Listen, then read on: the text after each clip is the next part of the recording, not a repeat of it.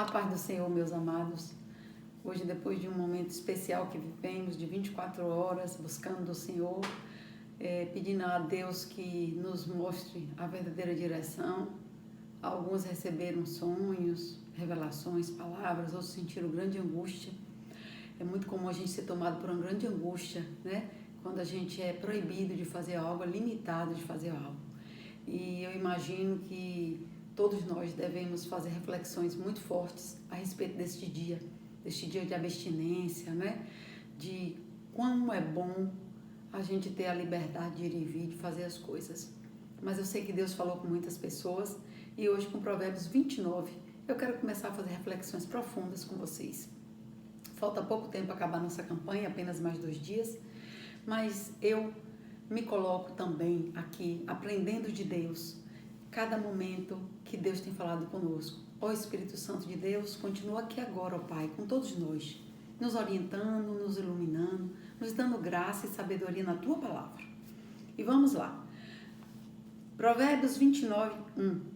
Quem sempre se recusa a aceitar repreensão será destruído de repente, sem que possa se recuperar. Ser repreendido, ser corrigido, ser consertado, né, é algo muito difícil.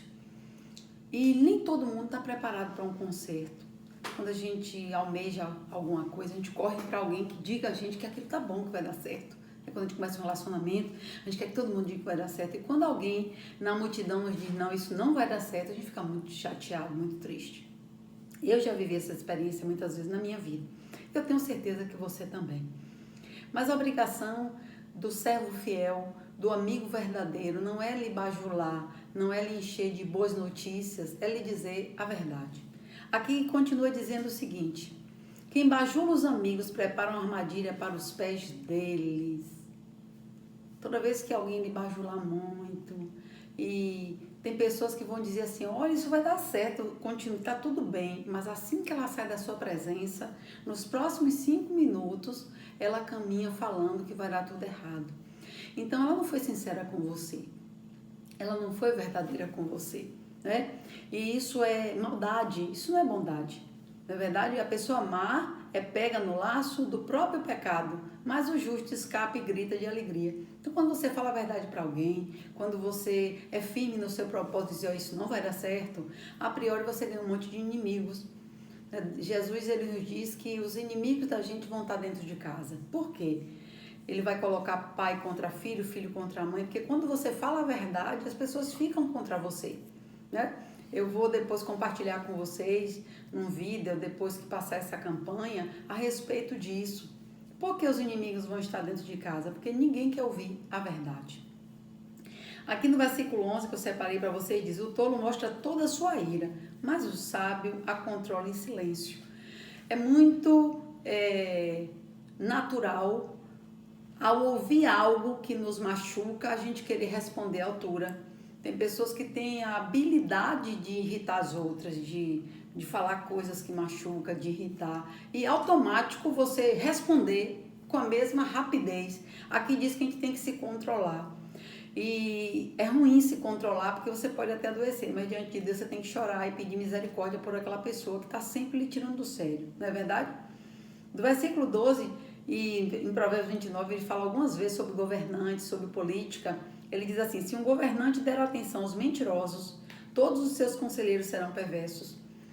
Quando você é eleito a um cargo, você costuma trazer pessoas para perto de você. E aqui Salomão está chamando a atenção da gente através das revelações de Deus, que se um governante der atenção a pessoas mentirosas, a pessoas bajuladoras, enganadoras, você já viu que é de política, as pessoas se aproximam dos governantes por causa de emprego, por causa de algo, geralmente são coisas, são troca de favores com pessoas que não têm uma boa credibilidade e aquilo tudo é uma arma mortal, tanto contra quem ouve o mentiroso, tanto quanto quem tenta enganar o governante. Aqui diz assim, o pobre e o opressor têm isto em comum. O Senhor permitiu que ambos enxerguem, né? Tanto o pobre como o opressor, eles têm visão das coisas. Deus permite que ele veja as coisas. Às vezes você está sendo enganado, às vezes assim, vou dar um voto fulano para ver se ele vai me dar um emprego. Às vezes acontece isso com as pessoas. E não deveria ser assim, né? Se o rei julgar os pobres com justiça, seu trono durará para sempre. Então, se um homem que está no poder, ele for uma pessoa sábia, fizer tudo com justiça, Deus alonga os dias dele, alonga o mandato dele, mas quando não, as coisas não terminam bem.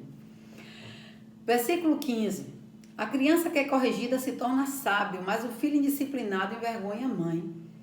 É a criança que grita no meio de uma loja, faz um pai passar vergonha.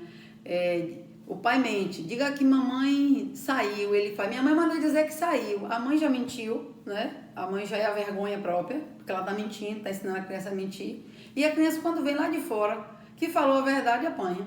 Criança inocente, ela vai dizer, foi o que você disse, né? Eu disse que a senhora tinha saído, né? Que a senhora estava aqui e mandou dizer que saiu. Quando a mãe escuta, ela vem e bate. Você vê que tem pais que criam os filhos com caráter corrompido. Manda mentir e quando a criança faz aquilo que é o certo, você vem e repreende. E aqui no versículo 17, discipline seus filhos e eles lhe darão paz e seu espírito alegria e alegria ao seu coração. Então, se você trata um filho com respeito, com educação, você está ali no Yom Kippur, por exemplo, né, no dia do jejum. Você quebrou o jejum, seu filho está vendo. Você mente para as pessoas, seu filho está vendo. Você finge que está estudando, seu filho está vendo. Você finge que está lendo, seu filho está vendo. Você está o tempo todo na internet, vasculhando um monte de coisa que não procede, seu filho está vendo. Você pode dizer para ele uma coisa e fazer outra. E ainda tem uns que usam uma frase célebre que diz assim, faz o que eu mando, faz o que eu faço, sabe? É uma autoridade mentirosa. Você quer que sua casa mude, quer que seus filhos sejam verdadeiros? Comece pela sua fala, pela sua conduta. O resultado vai ser na sua própria descendência. Há mais esperança no versículo 20, para um tolo que para alguém que fala sem pensar. É melhor, lembra que a gente viu que o tolo, às vezes, quando ele fica calado, ele passa de inteligente, né? É tolo, mas fica calado, todo mundo olha, oh meu Deus, que coisinha linda, é um tolo. Mas está calado, a gente passa despercebido. Quem fala demais se compromete. Às vezes você é um sábio, é inteligente, mas você fala tanta asneira que você perde a credibilidade. E o tolo está ali do lado e passa de grande. Aqui também diz assim, há mais esperança para um tolo do que a pessoa que fala sem pensar. Né? A pessoa que xinga sem pensar, que solta um palavrão sem pensar. Aqui no 24 diz, quem ajuda o ladrão prejudica a si mesmo, sob juramento não ousa testemunhar. Sabe como é que você às vezes escondeu um ladrão dentro de casa, alguém assaltou alguma coisa, a polícia está procurando, você guarda dentro da sua casa, alguém cometeu um crime, você guarda dentro da sua casa, você dá a coisa daquela pessoa, você vê um filho seu roubar um brinquedo, uma coisa numa loja, você traz para casa, fica com vergonha de voltar para devolver, o certo é voltar e devolver. Nós vivemos uma experiência aqui no Ministério de uma Libertação, de uma peça de contato de um carrinho que nós encontramos nessa casa, e aí o Espírito Santo de Deus revelava no nosso coração e veio essa palavra, que aquela peça era roubada. E quando nós fomos perguntar à mãe, ela disse que ele roubou do supermercado, mas ela tinha vergonha de devolver, e como ninguém viu, o brinquedo ficou ali. Então, essa peça era roubada, tanto quanto você guardar coisas que não são suas, trazer coisa da casa dos outros, você olha para aquele vaso, para aquela panela, para aquele copo, para aquele prato que é de alguém e você não devolve. Então, se você tem na sua casa aí vasilhas de plástico, garrafas, coisas que não são suas, devolva para o dono, né? Você está ali com alguma coisa que não é sua, é aquele filho que traz para casa uma roupa de uma boneca brincando, um brinquedo que não é dele, e você deixa. Então, você guarda o roubo, né? Então, diz, quem ajuda o ladrão prejudica a si mesmo, né? Versículo 25, temer as pessoas é uma arma perigosa, mas quem confia no Senhor está seguro. Você já viu que tem gente que tem mais medo de gente do que de Deus? Tem gente que fala assim, olha, ali tem um ladrão, viu? Cuidado, viu? Não estou mandando ninguém andar na rua de madrugada, não estou mandando ninguém sair por aí fazendo coisa errada, não estou mandando ninguém à meia-noite andar só. Claro, você vai estar vulnerável, largar o carro aberto, porque ninguém vai me roubar. Aqui está dizendo que tem gente que tem medo de gente. Tem gente que tem medo de pessoas, vive o tempo todo na defesa com medo. Alguém vai me matar, alguém vai me atirar, alguém vai me enforcar, alguém vai me assassinar, alguém vai me... Calma, você tem que ter medo de Deus, se você tem confiança em Deus, se você está com Deus, nada vai tocar em você. Quantos testemunhos nós conhecemos de pessoas que foram sequestradas, pessoas que foram colocadas dentro de porta-mala de carro e quando clamou a Deus, Deus veio e deu livramento? Onde é que está a sua confiança? Sua confiança está numa arma, numa faca, num revólver, num amigo policial, na polícia que está na porta da sua casa, na câmara de segurança, ou você é um pobre coitado, né? E para finalizar, São tantas bênçãos que tem em Provérbios. Eu vou falar para vocês sobre orgulho, né? Orgulho e humildade. Aqui diz assim: o orgulho termina em humilhação, mas a humildade alcança a honra. E eu vou partilhar com vocês esse pequeno texto que diz assim: os sábios são humildes e não orgulhosos. A humildade é demonstrada quando o indivíduo reconhece um erro, dá ouvido à correção que outra pessoa lhe oferece. Está no versículo 10, 17 e 12:1 de Provérbios. E aprende as lições que a vida ensina. Os orgulhosos têm dificuldade em aceitar disciplina. O orgulho se coloca em primeiro lugar e não permite que falhas e imperfeições venham à tona. As pessoas verdadeiramente humildes, porém, reconhecem que outros têm algo a lhe ensinar. O ponto de partida para que esse fato se torne uma sabedoria na vida de qualquer pessoa é você permitir que o outro compartilhe o conhecimento com você. Pois quando você é levado a admitir que você não sabe tudo, você aprende com Deus. Você aprende com Deus que você nada sabe, você precisa muito ainda de aprender. Aprender com nossos erros e observar os erros dos outros, nos conduz a uma vida sábia e feliz. Somente a humildade se reconhece e as fraquezas e as falhas permite que nossa vida seja beneficiada pela instrução sábia. Eu já contei para vocês aqui na igreja algumas vezes, ontem em Provérbios eu lembrei disso, né? Que uma certa feita eu peguei 2 moedas de 25 centavos na loja da minha mãe. E minha mãe vim bater no bolso para dar para uma pessoa que trabalhava na minha casa. Ela disse: traz 25 centavos para mim que eu deixo tu comer doce de leite. Eu era doida por doce de leite. Aquele doce de leite chama ambrosia de bolinha. E como eu era gordinha, minha mãe não deixava comer doce. E ela disse: olha, lá tem tanta moeda que ninguém vai dar falta. Você vai, chega no caixa, sobe no banquinho, pega 2 moedas e bota no bolso. Só que nessa época eu tinha um macacão bege gordinho, né? Sempre de um macacão tipo suspensolo, muito engraçado a cena. E ao invés de vir quietinha com as moedas no bolso, eu vim batendo as moedas no bolso só. Eu podia ter botado uma moeda em cada bolso. Mas a criança é tão inocente que eu vim batendo as 2 moedas juntas, que tinha um e dançando pelo meio da rua e pulando. E minha mãe veio atrás e me viu batendo as moedinhas.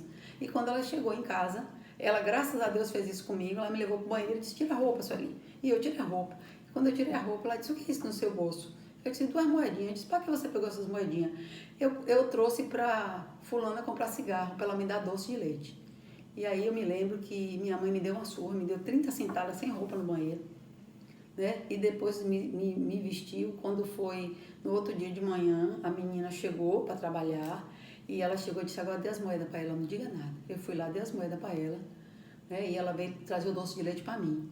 E eu disse: não quero doce de leite mais não. Tinha apanhado a noite toda, né? Tava toda estrupiada da surra que eu tomei. E aí minha mãe a repreendeu, mandou ela embora, não lembro o que foi que aconteceu. E aí ela depois pegou a vasilha de doce de leite todinha, botou em cima da mesa: agora você vai comer o doce todo. E aí eu chorava e comia o doce. Então assim, minha mãe me ensinou 2 coisas. Pela usura, eu tinha cometido um pecado de ter roubado, né? Para dar para alguém comprar cigarro. Olha que pecado.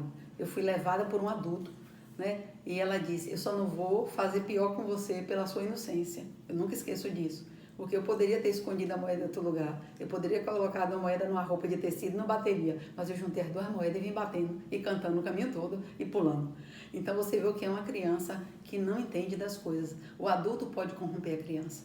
E na minha libertação eu contei essa história, porque isso são coisas que a gente precisa reconhecer. A gente precisa reconhecer nossos erros. Aqui na igreja eu já contei muitos testemunhos sobre minha vida, sobre todas as coisas que eu errei, que eu pequei, porque a gente precisa reconhecer isso publicamente, para Deus nos dar misericórdia, né? A prepotência, a arrogância.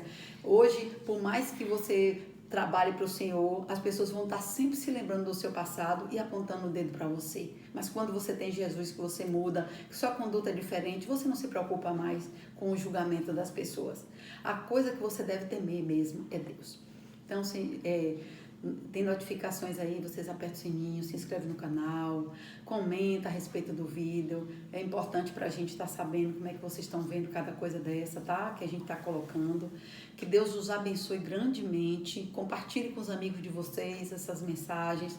Que Deus os abençoe e que coloque no coração de vocês a graça e a misericórdia dele. Fique com Deus. Um beijo no seu coração e até amanhã.